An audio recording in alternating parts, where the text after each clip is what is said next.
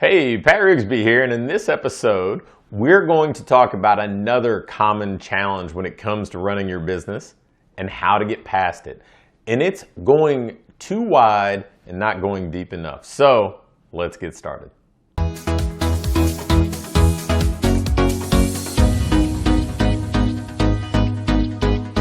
One of the most common challenges or problems that I see small business owners face is going too wide with their efforts and not really going deep enough on any specific thing. It's really trying to do everything instead of committing to be great at single things or just a narrow few things.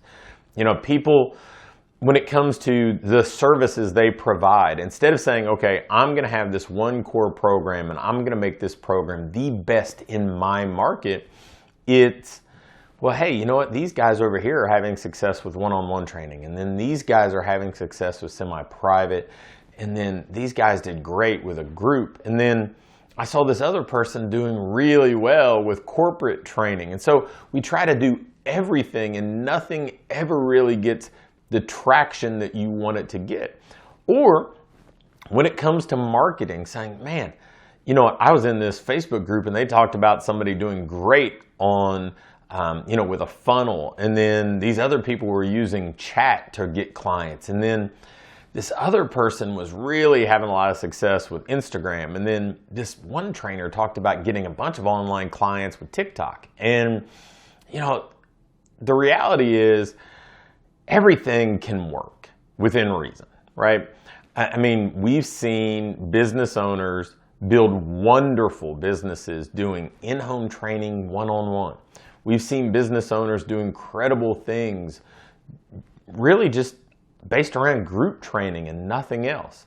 And then when it comes to marketing, man, we've seen people do wonderful things without ever really making online a focal point, just trying to get out in the community and network and build around referrals. And then some people have become, you know, just fabulous at taking a Facebook ad and using it to drive business, or you know, really building a powerhouse Facebook group and using it the way that I might use an email list. And if we think about this, I mean, that's what franchising really is, right? It's, hey, we've got this one system and we're just going to replicate this system over and over and over and try to perfect this single system so that, you know, we just become the best in our respective category in each market at doing that thing.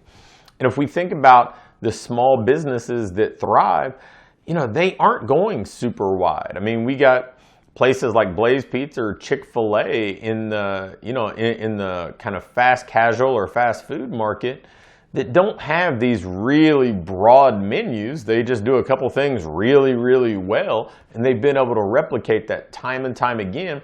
And it seems to work in pretty much every market they go into because they've gone deep and not gone too wide. It's not like you go in somewhere like Blaze Pizza and you're ordering steaks and hamburgers and chicken sandwiches.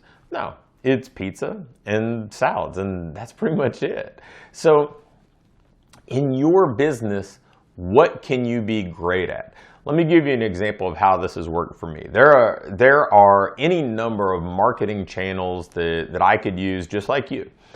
And you know, the number one thing that I have focused on really for almost 15 years now is I'm going to build my email list and I'm going to follow up with the people on my list. In fact, the vast majority of people who listen to this podcast are being driven there from emails that I send to them to just share a different format of coaching or content with them. They're not coming to it organically usually from, you know, just finding it on iTunes or seeing it online somewhere. They're coming from my email list. So think about if your primary focus in your market was, hey, I'm going to build an email list of 4,000 or 5,000 people, and that's going to be my primary goal. I'm going to send out 3 emails a week, and they're going to have a little PS at the end of them making offers. So I'm getting my offer in front of prospects repeatedly. So my goal is just to build that email list of 4,000 or 5,000 people. So I've got, you know, a lot of potential clients getting my offers 2, 3, 4 days a week, over time, that's going to keep this steady stream of business coming in your door. Well, to do that, you just need to go out and focus on adding 2, 3, 4 people to your email list each and every day. And that is your driver. Doesn't mean it's the only thing you can do. Sure, you can dabble in some other things, but every day when you wake up, you know what the first thing on your task list to do when it comes to marketing is. It's add 3 people to my email list. Here are the tactics I'm going to use. Or if you're going to be a group training business, okay, how can I be the best group training business in my market? How can I provide the best service?